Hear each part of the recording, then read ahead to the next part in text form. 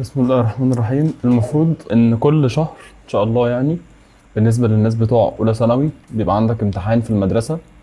بما ان احنا في شهر اكتوبر فده هحل امتحان او ممكن احل امتحانين يعني، بس ده امتحان وهتلاقي امتحان تاني في فيديو تاني يعني. محتويات شهر اكتوبر زي ما انت شايف في الجبر عندك اول درسين، اللي هو الدرس الاول اللي هو الدرس اللي قبل الدرس الاول في الوحده الاولى، متطلبات قبليه على الوحده الاولى. والدرس الأول كامل هو مقدمة على الأعداد المركبة. وفي حساب مثلثات عندك الدرس الأول كامل اللي هو بتاع الزاوية الموجهة. والهندسة عندك الدرس الأول كامل والدرس التاني كامل والدرس التالت نصه. الدرس التالت اللي هو بتاع العلاقة بين مساحتي سطحي مضلعين متشابهين، هناخد النسبة بين مساحتي سطحي مثلثين متشابهين اللي هي نظرية 3 كاملة بكل الملاحظات بتاعتها يعني. فبالنسبة للاختبار يعني الأول اللي هو اختبار المعاصر، بيقول لك في السؤال الأول رقم واحد عندك جذر -4 في جذر -9 بكام؟ المفروض برضو إن احنا عارفين إن جذر الأربعة ديت هتتفك، جذر -4 دي هتتفك لجذر 4 في جذر -1 اللي هي دي بس، وجذر -9 هتتفك لجذر 9 في جذر -1. تمام؟ فجذر الأربعة المفروض ب2، وجذر -1 ده هو الت، يبقى 2 في ت. وجذر التسعة المفروض ب3، وجذر -1 تاني برضو معناها ت. يبقى انت كده عندك 2 في 3 بيساوي 6، والت في ت بت تربيع، وانت عارف طبعا ان الت تربيع بتساوي -1، فده معناه 6 في -1، فكده الإجابة هتبقى -6. يعني كده الإجابة رقم ب هي -6. تمام. بعد كده السؤال التاني بيقول لك في السؤال التاني إذا كان س تربيع ناقص 2 س زائد 4 بتساوي 0. فمن الواضح كده إن دي معادلة من الدرجة التانية، فعشان تحل هو بيقول لك فإن س بكام؟ فإن س بتساوي كام؟ المفروض برضو ان انت عارف ان اللي بيحل المعادلة من الدرجة التانية هو القانون العام، اللي هو بيقول ان الحل الاول والتاني بيساوي سالب ب موجب او سالب جذر الب تربيع ناقص الأربعة ألف ج على الاتنين ألف. في المعاملات بتاعتك المفروض ان الألف بتساوي 1 لأن هو معامل س تربيع، ومعامل س عبارة عن -2، فالب بتساوي -2، والجيم بتساوي 4. فانت كده هتروح تعوض في القانون العام، فالحل الأول والتاني بيساوي السالب ب. أصلا القانون العام فيه سالب، والب نفسها قيمتها -2، يبقى موجب أو سالب جذر الب تربيع يعني -2 تربيع -2 تربيع ناقص الأربعة في الألف المفروض إنها ب1 في الجيم اللي هي بكام؟ ب4، كل ده تحت الجذر طبعا، على 2 في قيمة الألف اللي هي بكام؟ ب1. فكده الحل الأول والتاني بيساوي -2 سالب في سالب بموجب، يبقى كده 2 موجب أو سالب، ده البسط يعني، جذر -2 تربيع بكام؟ ب4 ناقص الأربعة، فأربعة بكام؟ ب16. يبقى أنت عندك كده على 2، يبقى أنت عندك كده 2 موجب أو سالب جذر 4 ناقص 16 بسالب 12 على الاتنين.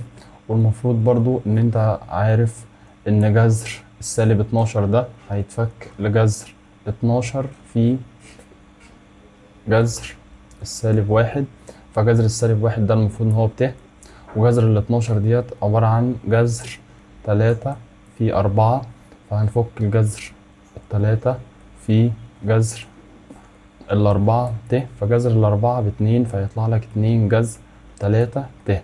فانا هدخل اشيل البارت ده كله كده اللي هو جذر السالب 12 ده، واكتب مكانه 2 جذر 3 ت.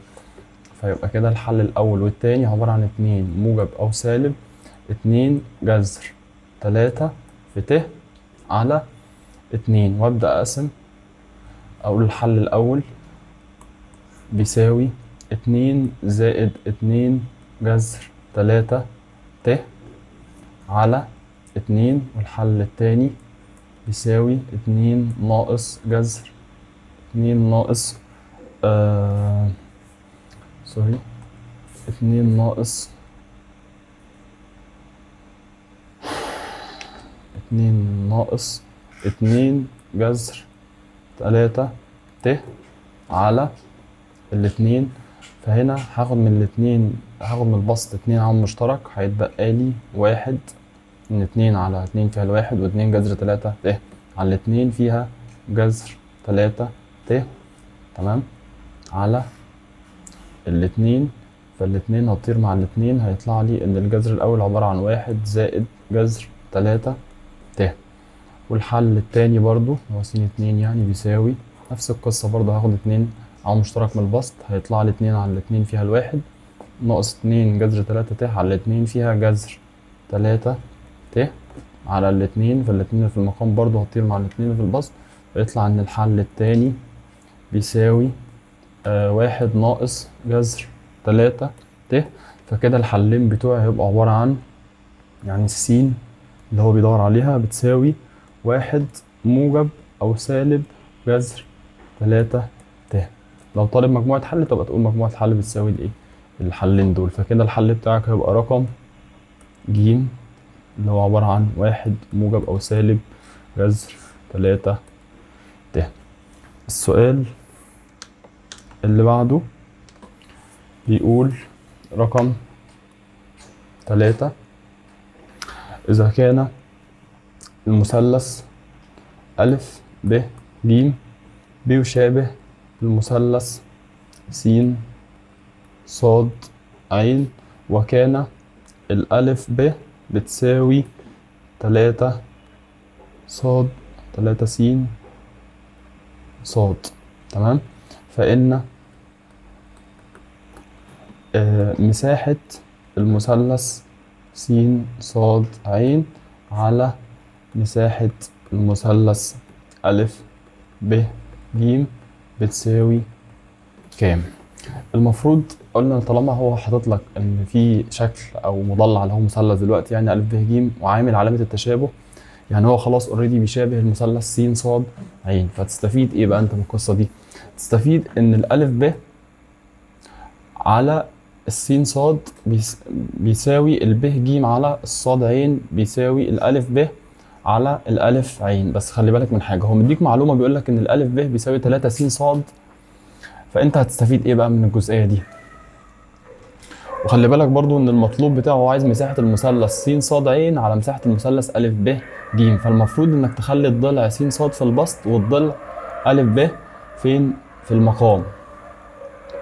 يعني كده المفروض بما ان الالف ب بتساوي 3 س ص، فانت عايز تخلي الس ص لوحدها، فهتقسمها على كام؟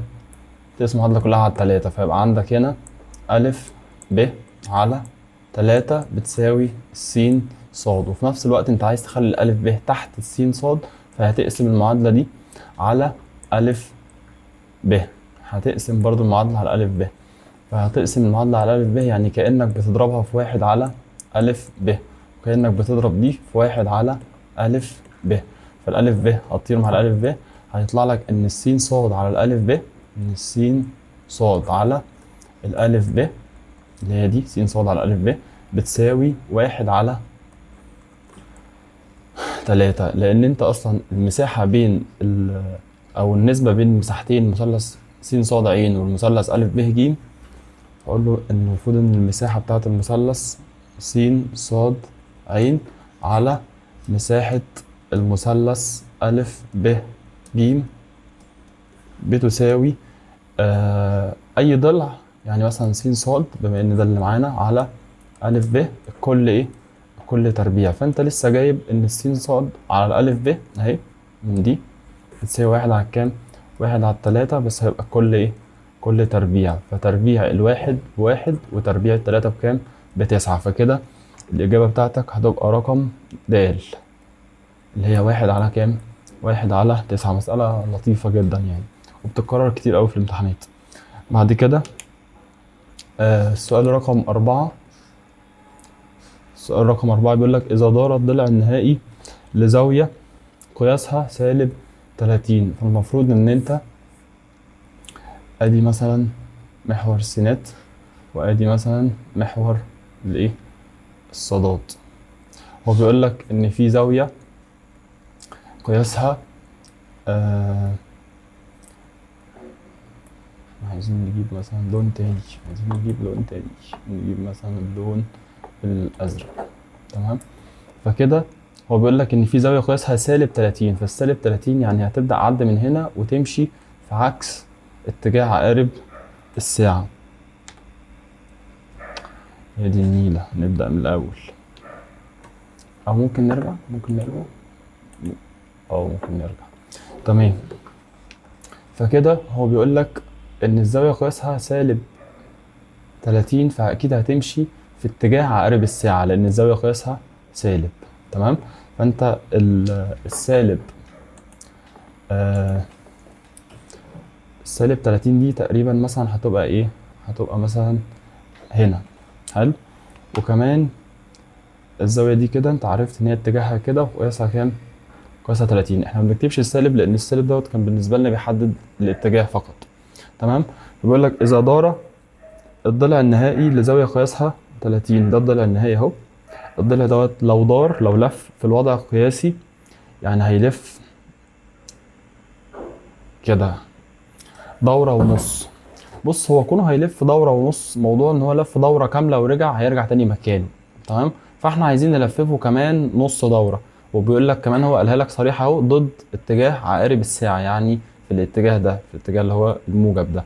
فعايزين نلفف ده كده 180 درجه. فالضلع دوت كده لو لف 180 درجه، فده كده من مكانه، يعني اكيد هيلف كام؟ 180 درجه. فادي ال 180 درجه بتبقى على امتداد ده كده.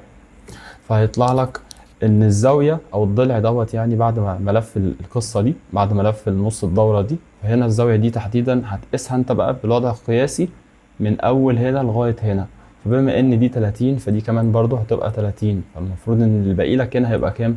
150 درجه في الوضع القياسي. فان الضلع النهائي هيكون في الربع الكام؟ طبعا احنا عارفين ان ده الربع الاول، وده الربع الايه؟ الثاني، وده الربع الثالث، وده الربع الايه؟ الرابع. فكده الزاوية أو الضلع النهائي هيكون في الربع الكام؟ التاني. يعني الإجابة عندك هتبقى رقم ب، اللي هو التاني.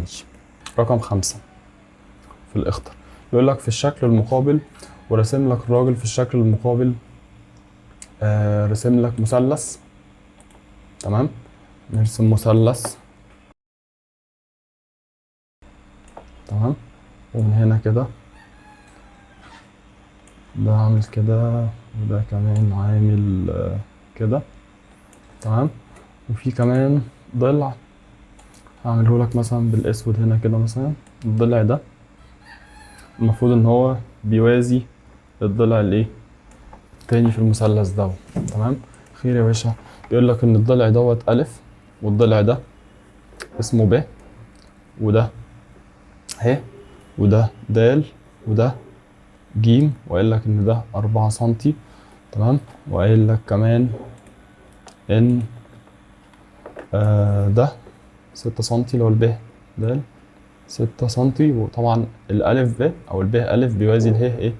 اله د. بيقول لك في الشكل المقابل، اذا كانت مساحه الشكل اللي هو انه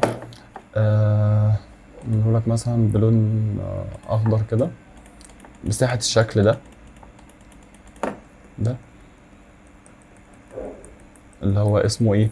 الف ب ه د. الشكل الرباعي ده مساحته بتساوي 42 سنتيمتر مربع. ده مساحة الشكل اللي قدامك ده. فإن مساحة المثلث ج ه د بتساوي كام؟ يعني الراجل بيسأل على مساحة ده، عايز مساحة المثلث ده. عمله لك مثلا بلون الاورنج مثلا ده، وعايز يجيب مساحة ده المطلوب. ببساطة المفروض يعني ان بما ان الالف ب بيوازي الدال ه، يعني انا كده هروح اقول له ان في دي رقم كام؟ دي رقم 5. هروح اقول له ان المثلثين تمام مين ومين؟ جيم ب ألف وجيم، يعني جيم ب ألف هو المثلث الكبير، والجيم ه د هم شكلهم متشابهين، بس انا لازم اثبت له طبعا ان هم متشابهين. هقول له فيهم بما ان قياس زاوية جيم تعتبر زاوية ايه؟ مشتركة بين المثلثين، بين المثلث الكبير وبين المثلث الايه؟ الصغير، فبالتالي انت محتاج زاوية كمان. اقول له بما ان الالف ب بيوازي الالف ب بيوازي اله د، فالمفروض ان قياس زاوية ب هتساوي قياس زاوية د ه ج، يعني اقول له انه قياس، اذا قياس زاوية الف ب ج بتساوي قياس زاوية د ه ج. وليه هم اصلا بيساووا بعض؟ طبعا لان دوت بالتبادل، بالتناظر، سوري بالتناظر، عشان هم عاملين حرف اف مع بعض هم. اقول له بما ان المثلث الصغير والمثلث الكبير فيه زاويتين بيساووا بعض، اذا المثلث جيم ب ألف، لأن الجيم بتتشابه مع الجيم في المثلث الصغير، والب بتتشابه مع مين؟ مع اله، فأقول له يتشابه مع جيم، لأن الترتيب ده أهم حاجة أصلا في التشابه، وقلنا الكلام دوت في الشرح يعني. تمام؟ إذا المفروض إن ده معناه إن الجيم ب، إن الجيم ب دي كلها كده جيم ب على الجيم ه بتساوي الب ألف على اله د بتساوي الجيم ألف على الايه؟ على الجيم د.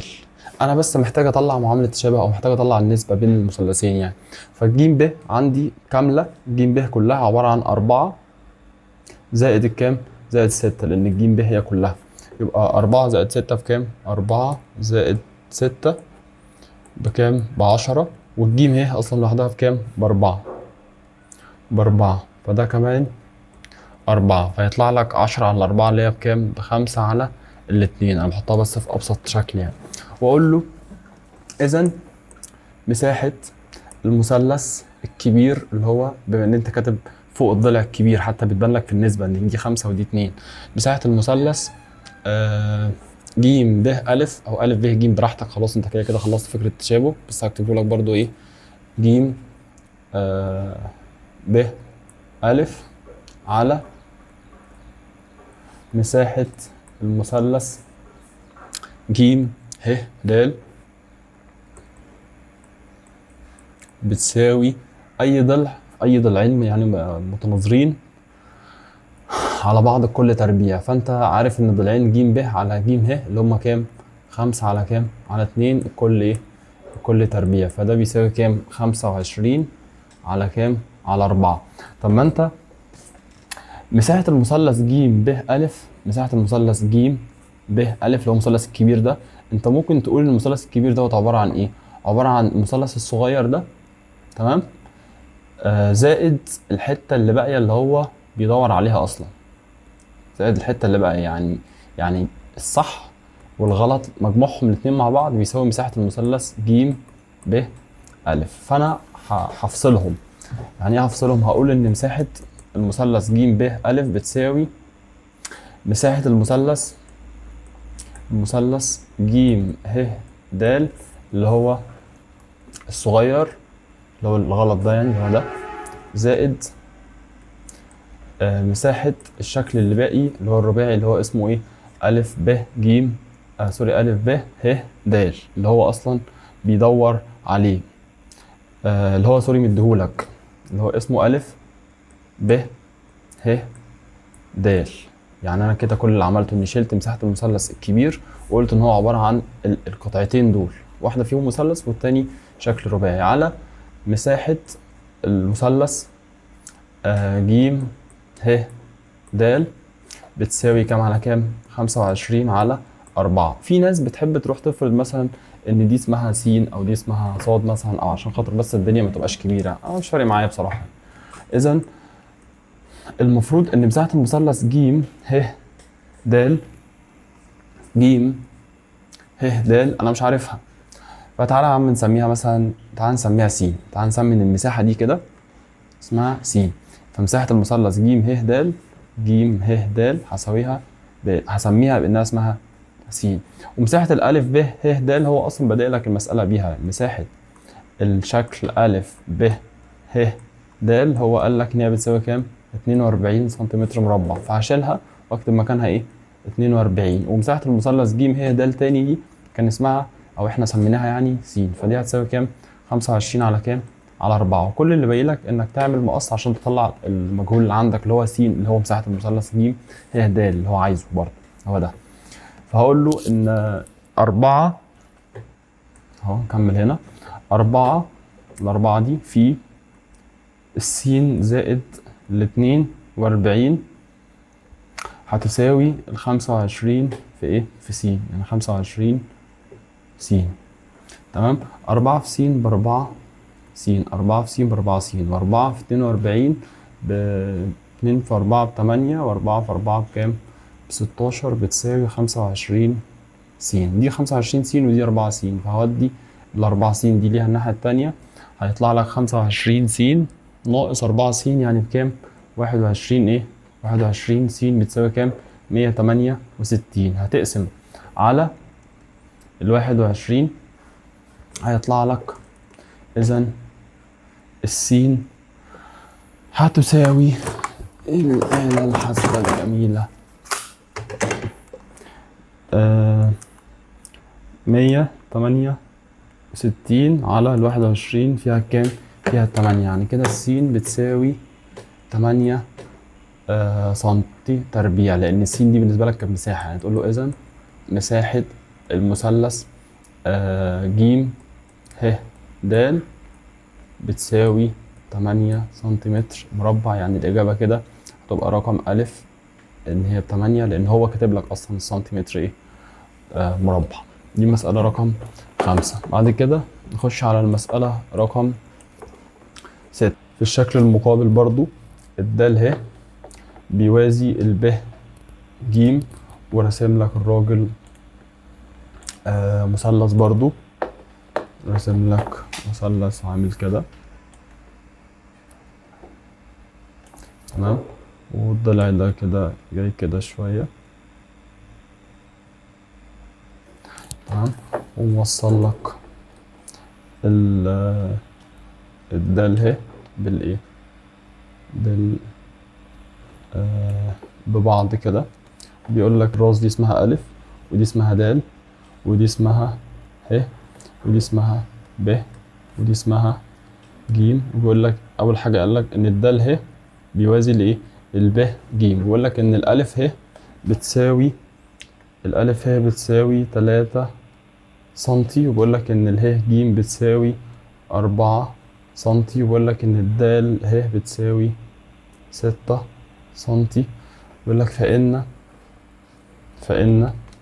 الب ج اللي هي دي كلها، يعني دي الب ج الطول ده، الب ج بيساوي كام سنتي؟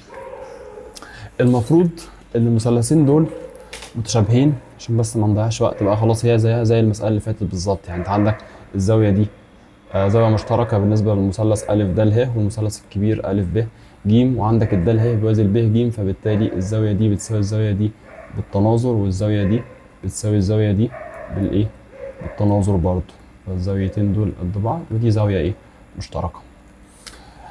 فده معناه ان المثلث أ، ولازم الترتيب برضه، أ د ه ألف د ه بيشابه المثلث ألف الكبير ألف ب ج. وإيه الناتج؟ الناتج إن الألف د على الألف ب يساوي الدال ه على الب ج بيساوي الألف ه على الألف إيه؟ الألف ج.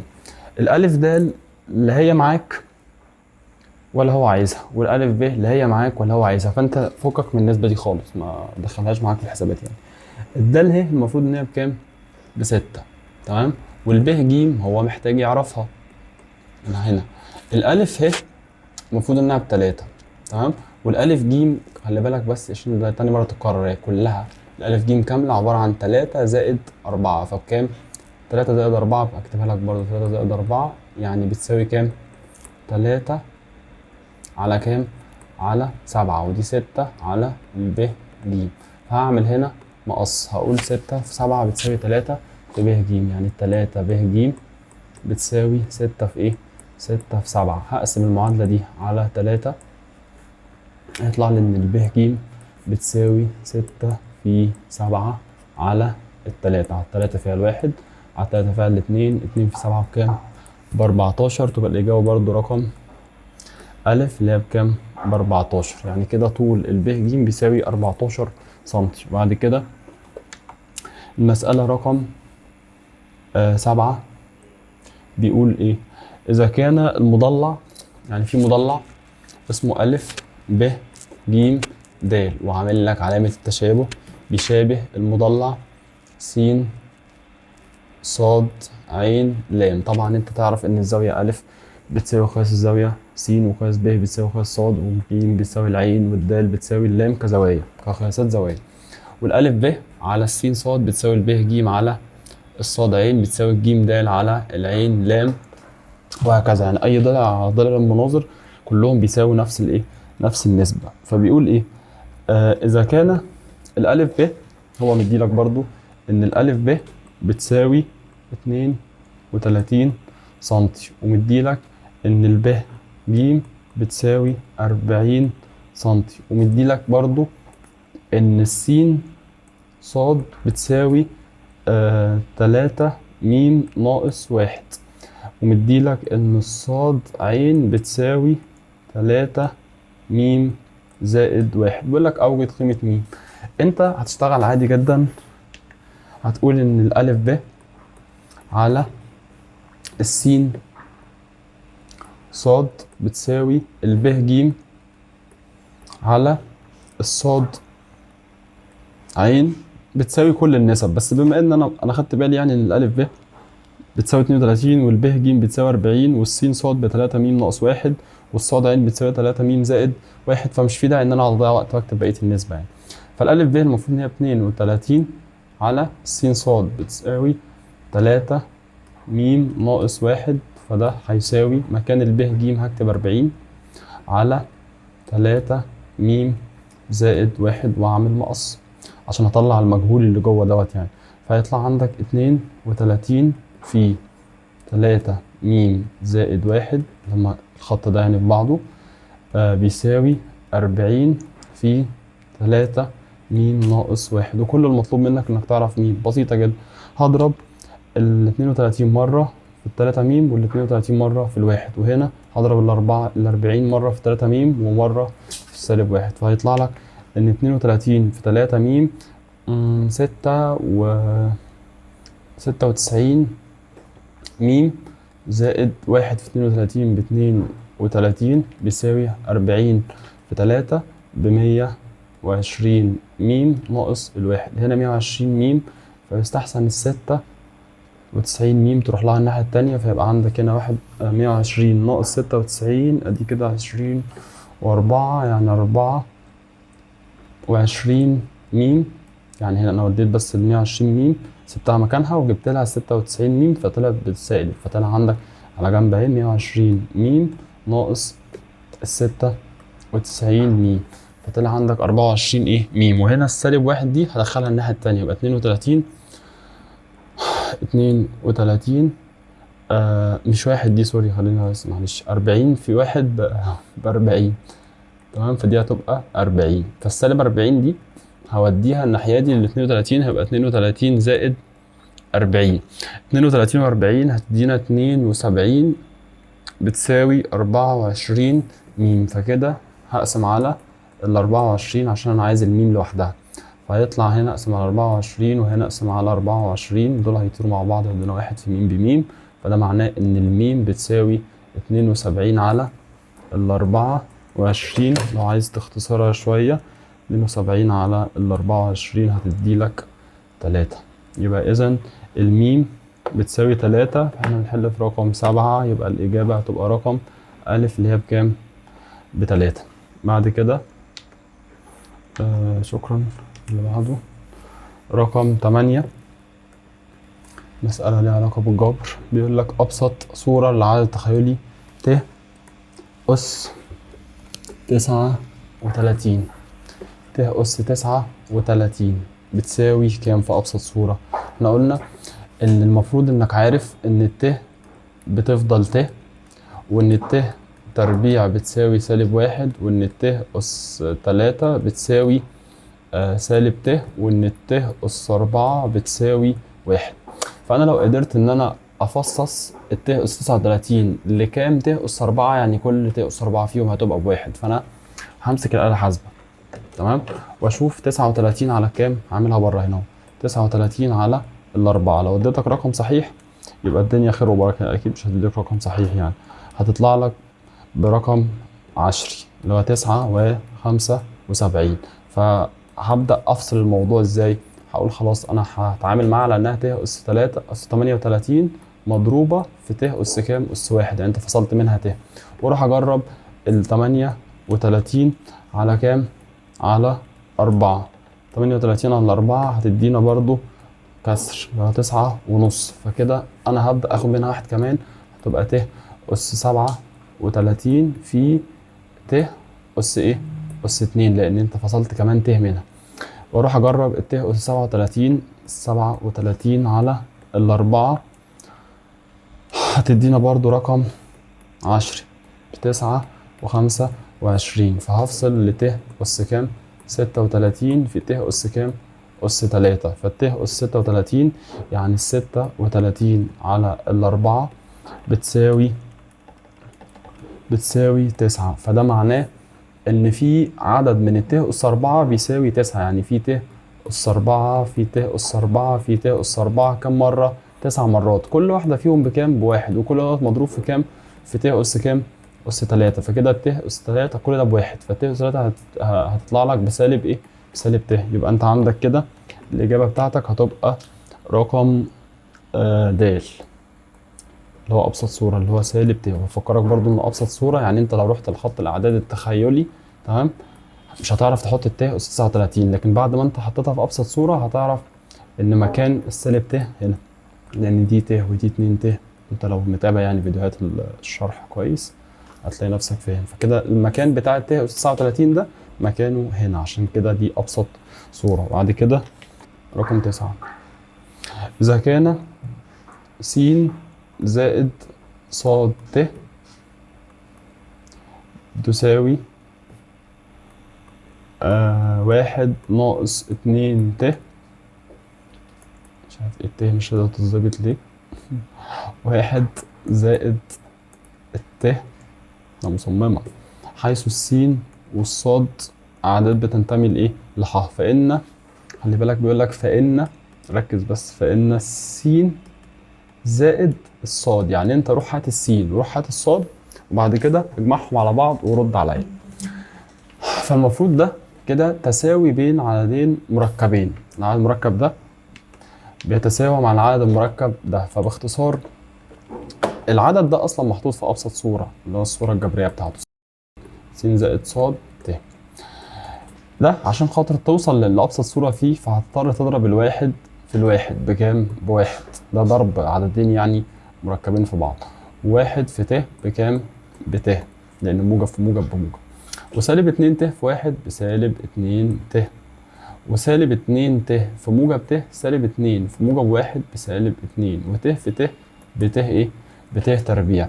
فده معناه ان الس زائد الصاد ت بتساوي الواحد ده بواحد، والت ناقص 2 ت يعني بسالب ت، والسالب 2. الت تربيع المفروض انك عارف ان هو قيمته بكام؟ بتساوي سالب 1. فالسالب 1 ده ينضرب في السالب 2 هيخليه كام؟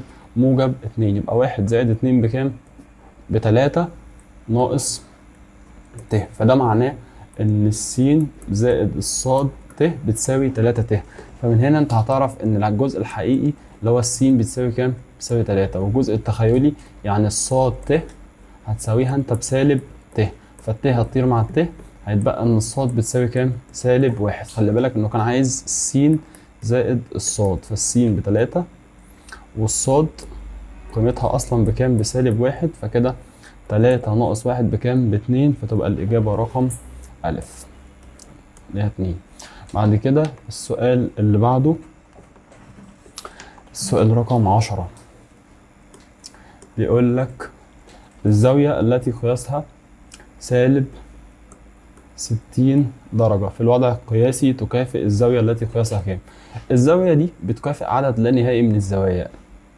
عايز تجيب عايز تجمع 360 او عايز تطرح 360 براحتك. انا كده كده هجمع مره وهطرح مره عشان خاطر اشوف ده موجود في الاخطر ولا لا، لان في زوايا كتير جدا جدا يعني. فالمفروض ان انا لو جمعت على السالب 60 موجب 300 فهيدي لك موجب 300 درجه. ده موجود في الاخطر. رقم أ ب 60 ب 120 ج ب 300 ده موجود في الاخطر. يبقى الزاويه سالب 60 درجه بتكافئ كام؟ بتكافئ الزاويه 300 درجه. ومن غير ما اعمل ده بقى خلاص مش ليه لازمه، انا لقيت الحل يعني. فبالتالي الحل هيبقى رقم ج اللي هو كام؟ رقم ج اللي هو كام؟ 300 درجه. فالزاويه سالب 60 في الوضع القياسي بتكافئ الزاويه، اهي هعملها لك يا عم هنا اهي، ادي كده ده الزاويه سالب 60 لو انت قستها من هنا سالب 60، ففي الوضع القياسي بتكافئ الزاويه كام؟ الزاويه 300 درجه. تمام. بعد كده السؤال رقم 11 بيقول لك عندك مثلث برضو، هنروح نرسم مثلث رقم 11. عندك مثلث وهنا هو كنس شوية كده اهو، تمام. والراجل كمان هنا جاي قاسم لك هنا دي كده بدي، وهما مش بيوازوا بعض ودي حاجة باينة قوي يعني. تمام. الزاوية دي وبيقول لك ان الضلع ده كده او الراس دي اسمها أ، والراس دي اسمها د، ومثلث كبير اسمه أ ب ج بس عشان نخلص منه يعني، ومثلث صغير اسمه ب د ه. تمام. وكاتب لك على ان الب د ده بيساوي 3 سم، وان الدال أ او الألف د ده بيساوي 3 سم، وان الدال ه ده بيساوي ص سم، وان الألف ج بيساوي 9 سم، وان الب ه دي بتساوي 2 سم، وان اله ج بتساوي 7 سم. وقال لك في الشكل المقابل اوجد قيمة ص. هات لي ص بكام؟ هات لي ص بكام؟ انت بما ان انت مش عندك اصلا ولا قياس اي زاوية، فبالتالي انت هتفكر في انك تثبت المثلثين دول متشابهين عشان تطلع قيمة الصاد يعني. ازاي؟ من زاوية محصورة او ضلعين يعني، وزاوية محصورة. بمعنى ايه؟ يعني المفروض ان قياس زاوية ب، تمام، او زاوية ب دي تعتبر زاوية ايه؟ مشتركة بين المثلثين، بس انت مش هتعرف تثبت زاوية تانية يعني، او زاوية تانية على الاقل مش هتعرف. فهتلجأ للايه؟ للنسبة والتناسب بين الضلعين. يعني مثلا الب ه ده بكام؟ الب ه دوت ب2، تمام، والالف ب كاملة ب6. 2 على 6 فيها الواحد على الايه؟ على 3. والمفروض ان الب د اللي هو الضلع تاني يعني في المثلث ب د ه اللي هو بكام؟ ب3. وان الب ج كلها بكام؟ ب2 زائد 7 كام؟ 9. فكده 3 على 9 فبتساوي برضو 1 على 3. فهقول له بما ان الب ه المسألة ديت يعني ايه؟ خلف خلاف كده. الب ه في المثلث ده كده، الب ه اكيد مش بتتناسب مع الب ج، ودي حاجة باينة قوي يعني. هي بتتناسب مع الالف ب، يعني اقسمها على الالف ب واشوفها بكام. فالب ه المفروض ان هي ب2، والالف ب عباره عن 3 زائد 3، الالف ب كامله، الالف ب دي كلها فعباره عن التلاتة والتلاتة، فعباره عن كام؟ 6. فالنسبه نسبه دي كام الى كام؟ 1 الى كام؟ الى 3، لما تختصر الاثنين على الاثنين فيها الواحد، والستة على الاثنين فيها التلاتة. وكمان برضو تقول له بما ان الب د اللي هو الضلع ده، يعني الب د، فاكيد الب د مش بيتناسب مع الب ا، هو بيتناسب مع الب ج، وده هيبان في اللي احنا بنعمله يعني على الب ج. فالب د بتساوي 3 على 2 الب ج كامله، هي عباره عن ال2 سم دول والايه وال7 سم دول، ف2 و7 كام؟ 9. فطبعا تقسم على 3 فيها الواحد، على 3 فيها التلاتة، فطلع عندك في زاويه مشتركه وفي نسبتين بيساوي بعض. اذا المثلث ب د ه ب د ه بيتشابه مع المثلث مين بقى؟ ب برضو اكيد، لان ب دي زاويه مشتركه، بس مش ب ا، ب ج. يعني المفروض ان الزاويه دي انت اكتشفت يعني الزاويه دي بتتساوي في القياس مع الزاويه دي، وان الزاويه دي بتتساوي في القياس مع الزاويه دي. فبالتالي وانت بتكتب مثلث صغير كتبت ب د ه، فوانت بتكتب المثلث الكبير هتكتب ب ج ا. تمام. وينتج ايه؟ ينتج ان الضلعين الباقيين دول برضو بيساوي نفس النسبه. يعني ايه؟ يعني المفروض ان اله د او الدال ه دي على الجيم الف او الالف جيم مش فارقه، على الجيم الف بتساوي اي نسبه. يعني مثلا ايه؟ تعالى ناخد الب د مع الايه؟ مع الب ج، الب د مع الب ج. طب ما انت الب د اصلا من شويه لسه قايل الب د بتساوي 3 سم، الب د دي، والب ج اللي هي دي كلها كده عباره عن كام؟ عباره عن 9 سم. فبالتالي الدال ه على الجيم الف بتساوي برضو 1 على 3. طب ما الدال ه اصلا، الدال ه نفسها عباره عن كام؟ صاد اللي هو بيدور عليها اصلا، والجيم الف بكام؟ ب9. فكل اللي انت هتعمله انك هتعمل مقص، يبقى التلاتة في صاد، يعني التلاتة صاد بتساوي 1 في 9 بكام؟ ب9. هتقسم على التلاتة هيطلع لك ان الصاد بتساوي 9 على التلاتة فيها كام؟ فيها التلاتة، يعني الصاد بتساوي 3. يعني كده الإجابة بتاعتك رقم كام؟ دي 11. الإجابة هتبقى رقم د اللي هي بكام؟ ب3. آخر مسألة في الإخطر هي رقم 12. خلي بالك إن دايما الامتحانات بتيجي فيها 12 إخطر و4 مقالي. فبيقول لك برضو جايب لك مثلث، المثلث ده قائم، ودي معلومة منقدرش نعديها بالساهل يعني كده. المثلث ده قائم كده، والزاوية دي تبقى عاملة زاوية 90. تمام. ومنزل لك من عند الضلع ده كده، بس خلاص يا ابني بقى، خلاص عايزين نرسم حاجة تانية. هنا كده، ده كده عمودي على ده، حلو. فتيجي انت الزاوية دي مهمة جدا طبعا، لأن انت عندك كده دي نظرية عندك أصلا. المفروض انك فهمت ان الثلاث مثلثات متشابهة يعني في الشرح، فده ب وده ج، هو مسميهم لك كده، يعني دي د ودي ه، يعني مثلث ب ج د. وقايل لك ان الجيم د دي ب6 سم، وقايل لك ان الب ه دي ب4 سم، وقايل لك ان اله د دي عبارة عن ايه؟ 2 س زائد 1 ايه سم. المفروض ان انت معاك هنا الارتفاع او العمود يعني، ومعاك الب ه ومعاك اله د. طبعا المفروض ان احنا كنا طلعنا 4 ملاحظات مهمين في القصه دي يعني. اللي هيحل لنا القصه دي دلوقتي عشان نعرف قيمه السين، ان الجيم ه تربيع، ان الجيم ه تربيع بتساوي الب ه في اله د، الب ه في اله د. فكده الجيم ه انت عارفها بكام؟ ب6 كل تربيع يعني ب36، والب ه بكام؟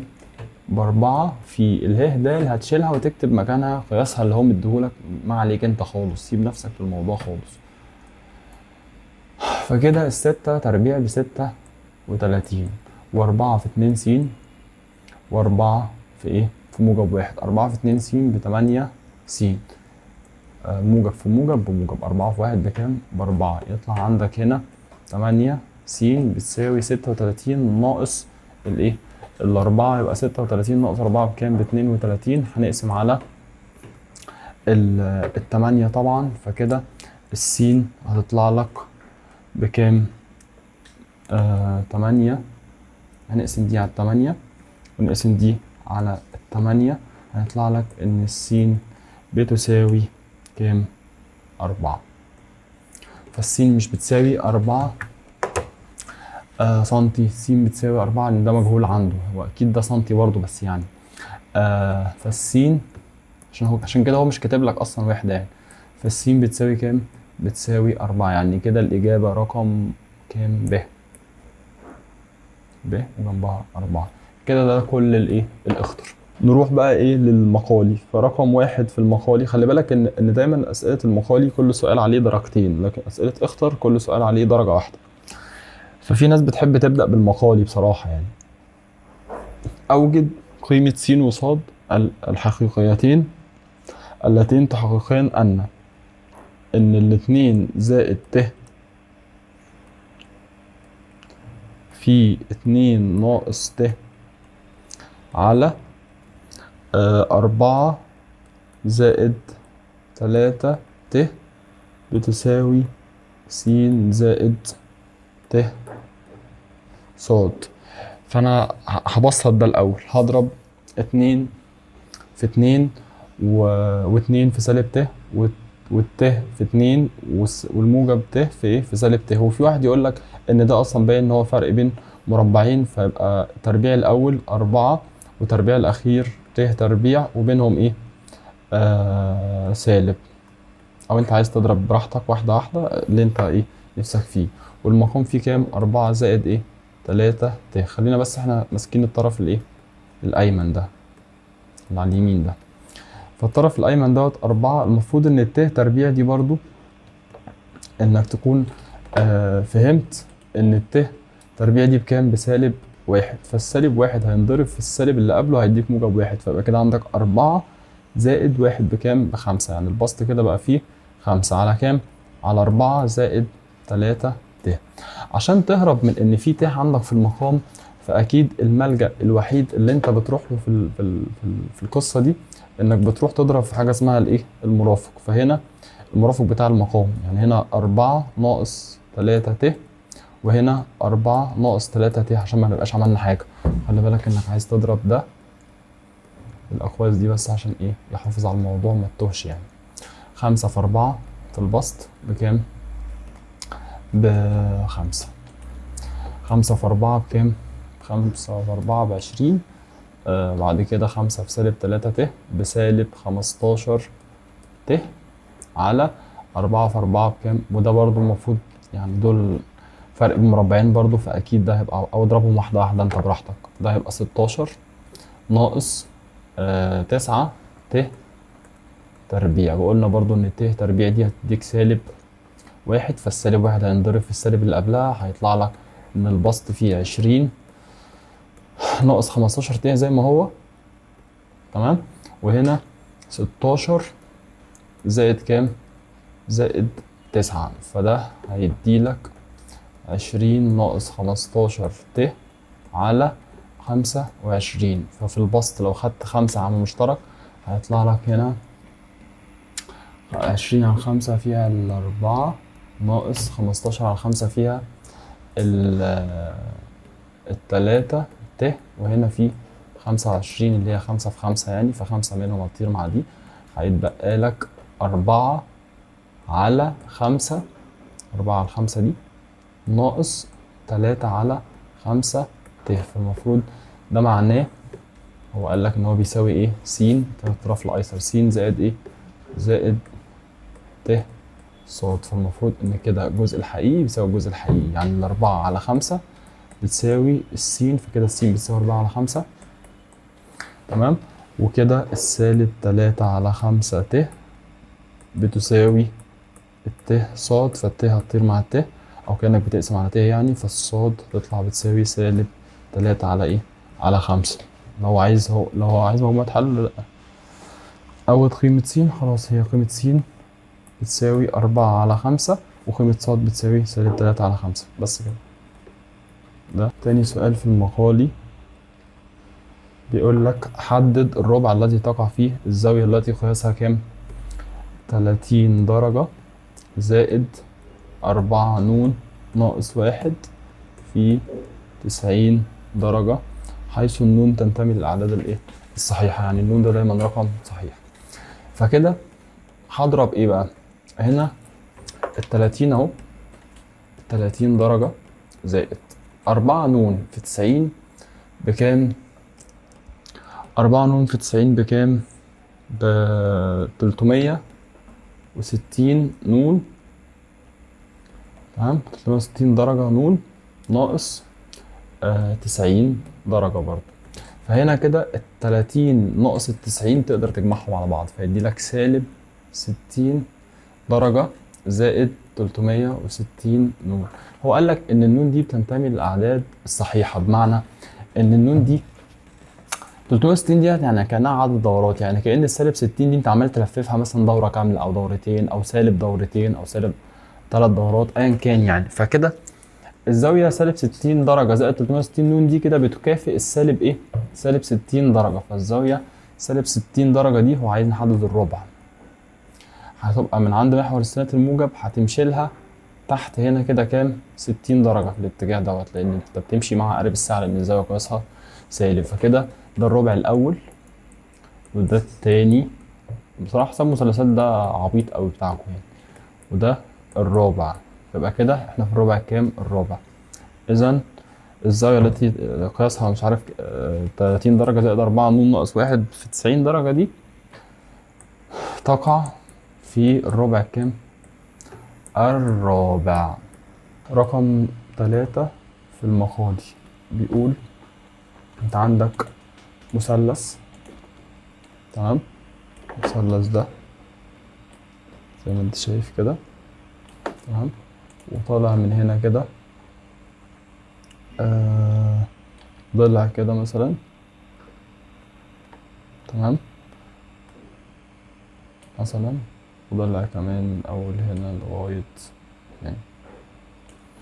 فبيقول لك في الشكل المقابل، ودي اسمها ألف، دي اسمها ألف، ودي اسمها دال، ودي ب، ودي جيم، وهنا طول ألف جيم ب7.5 سنتي، وهنا طول ألف ب ب6 سنتي، وطول ألف دال ب5 سنتي، والدال ب ب4 سنتي، والب جيم ب9 سنتي. بيقول لك في شكل مقابل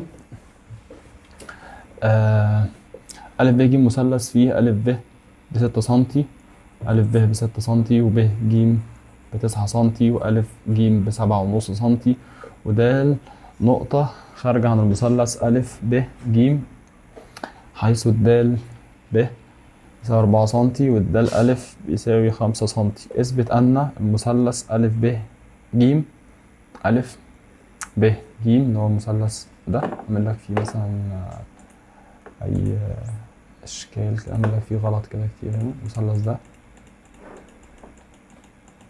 اللي مليان غلط ده، تمام، بيتشابه مع المثلث د ألف ه، د ألف ب، المثلث ده.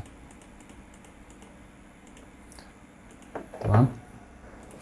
فعشان نثبت الموضوع دوت، هو اصلا قايل لك بشكل مباشر اثبت ان ايه؟ المثلث ألف ب ج بيشابه المثلث د ب ألف. هو عايز يثبت، فاكيد هم متشابهين بس احنا محتاجين نثبتهم. فبالتالي الألف ب هغشها منها بقى، ما في علامة تشابه يعني. ألف ب على الدال ب المفروض يعني انها تساوي ب ج على الب ألف، المفروض انها تساوي الألف جيم على ألف جيم على دال ألف. أروح أجيب الألف ب على الدال ب لوحدها. الألف ب بكام؟ ب6 سنتي. الألف ب بكام؟ ب6 سنتي. يبقى 6 على الدال ب بكام؟ الدال ب ب4. تطلع بكام؟ 6 على 4 يعني هقسم على الاتنين 3 على ايه؟ على الاتنين، يعني النسبة 1.5. طب وايه تاني؟ والب جيم على الب. خلي بالك انا مش استفدت، انا يعني عاملين زحرمية دلوقتي تقريبا يعني. فالب جيم بكام؟ عايز اروح اثبت الكلام ده. الب جيم ب9. الب جيم ب9 على الب ألف بكام؟ ب6. هنقسم على التلاتة هتديني 3 وعلى التلاتة فيها الاتنين. تمام قوي. ونثبت كمان ايه؟ الألف جيم على الدال ألف. الألف جيم بكام؟ 7.5 على الدال ألف بكام؟ 5. 7.5 على 5 فيها 1.5 برضو اللي هي كام؟ 3 على 2. أقول له بما أن الألف ب على الدال ب بتساوي الب جيم بتساوي 3 على الاتنين، إذا المثلث يشابه المثلث. وده المطلوب رقم 1. تمام. المطلوب رقم 2. مطلوب رقم 2 بيقول لك ايه؟ اثبت ان الب ألف، اثبت ان الب ألف ده بينصف زاوية د ب ج. طب ما احنا اصلا من التشابه، من نفس التشابه ده، معناه ان قياس زاوية د ب ألف اللي هي دي د ب ألف ده استنتاج من التشابه. ما انت اثبتت التشابه بقى خلاص. فالتشابه بيقول لك ان اطوال، ان قياسات الزوايا بتبقى المتناظره بتبقى متساويه. وهنا الالف ب ج، الالف ب ج بيساوي قياس زاويه الف ب ج. طالما قياس زاويه د ب الف بتساوي قياس زاويه الف ب ج، يبقى كده د الالف ده منصف. اقول له اذا الب الف بينصف زاوية مين؟ د ب ج. بس كده. نخش على رقم 4. امسح يا نجم. رقم 4 بيقول ايه في رقم 4؟ ألف ب و د ج وتران في دايرة. يعني واضح كده ان احنا عندنا دايرة، عندنا دايرة. تمام. وألف ب وده الجيم دول وترين فيها. وتر احنا عشان نعرف وترين فيها هيبقوا ازاي، لان وتر هو اكيد مش قطر، هو ما قالش قطر يعني، فلو قال قطر كنت هعمل قطر. الألف ب كشعاع والجيم د كشعاع بيتقاطعوا مع بعض في النقطة ه. يعني مثلا تعالى نعمل لون تاني، مثلا لون اسود. ده كده لو اعتبرنا ان هو الوتر الاول، وده كده مثلا الايه؟ الوتر التاني. تمام. وهنا مثلا دي نسميها ه لان ده التقاطع بتاعهم. وده مثلا الف ب لان هو قايل لك ايه بقى. انا الرسمه ليه برسمها كده؟ عشان في ناس كتير بتلخبط في الرسمه دي. الف ب شعاع تقاطع الجيم د شعاع. فالالف ب يبقى لازم ابدا من الالف وانتهي عند ومفيش نهايه عند الب. والجيم د يبقى اكيد دي الجيم واكيد دي الدال، عشان في ناس ممكن ترسمها الناحيه التانيه. يعني هي حيث ه خارج الايه؟ الدايره زي ما انت شايف اهي. بيقول ان الالف ب ب4 سنتي، ب4 سنتي، والدال ج بكام؟ ب7 سنتي. والب ه، الب ه دي بكام؟ ب6 سنتي. اثبت ان المثلث ألف د ه بيشابه المثلث ج ب ه. دي رقم واحد. ثم أوجد إيه يا باشا؟ طول الجيم ه. يعني عايز يعرف الجيم ه، ادي اله وادي الجيم، يعني عايز يعرف دي كلها كده هتبقى بكام من اول هنا لغاية هنا، دي كلها بكام. فاحنا طبعا عارفين ان من اول هنا لحد هنا دي ب7 سنتي، فاكيد احنا عايزين نعرف دي وفي الاخر نجمعها له على دي عشان نرد عليه في السؤال الاخير. اثبت ان المثلث ا د ه، ادي ا وادي الدال وادي اله، واضح ان هو موصل الالف بالدال. تمام، تعال نوصلها بلون تاني مثلا، باللون مثلا اللون ده مثلا، اي لون تاني يعني. ادي هنا الالف باله، تمام، والجيم ب ه، الجيم ب ه، الجيم ب ه، فهوصل برضو الجيم بالايه؟ بالب. يبقى هو كده عايز يثبت، هنظلهم لك برضو بشكل لطيف كده. عايز يثبت ان المثلث اللي مليان اكسات ده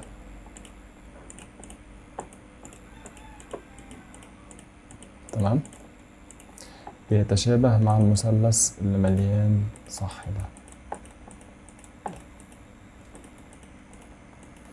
طبعا واضح جدا ان هما الاتنين بيشتركوا في الايه؟ في الراس مين؟ هاء. يعني اقول له كده بما ان زاوية ه دي زاوية مشتركة. طب بقيت بتهنج ليه كده يا عم؟ مشتركة، تمام. اقول له احنا محتاجين بقى كمان زاوية، فالمفروض ان القوس ب د عليه زاوية أ، دي زاوية محيطية، ونفس القوس ب د ده تمام عليه زاوية